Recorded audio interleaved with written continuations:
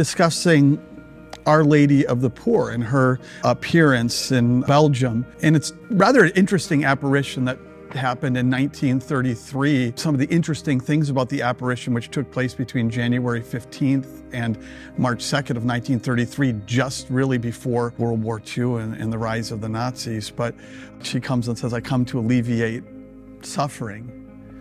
And then if we look what would happen not long after that, over a decade of war that would ravage Europe. And one could look at that very cynically and say, "I thought you came to alleviate suffering."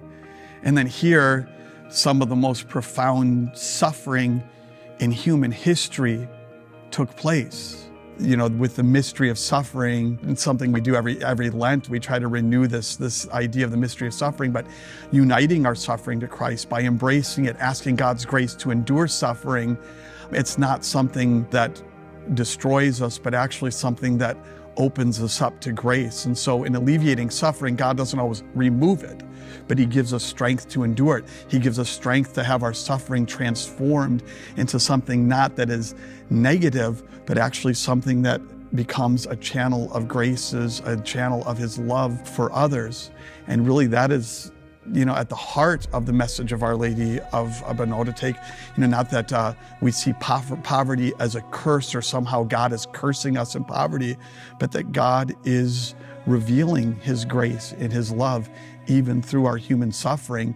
But, when we look at the message that heaven brings us, again, it doesn't mean that we're not going to have difficult times. We're going to have difficult times. And again, the whole mystery of Lent is learning to embrace suffering, uniting it to Christ to give us strength at a time then when sufferings come that maybe we don't invite. In Lent, we freely embrace that to give us strength to endure the times that other sufferings will come, maybe that we don't welcome so much. But we recognize that God is purifying us through that. The message of Our Lady is not one that looks to create heaven on earth, but to remind us that heaven is not here on earth. We're given glimpses of it.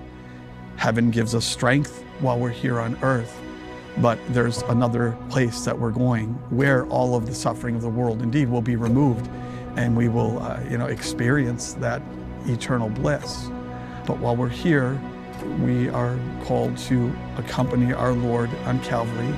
He gives us strength, and we're called then to be that revelation of God's love to others. Thank you for watching this video. If you enjoyed it, please click on the like button and subscribe to our YouTube channel. May God bless you in this Lenten season.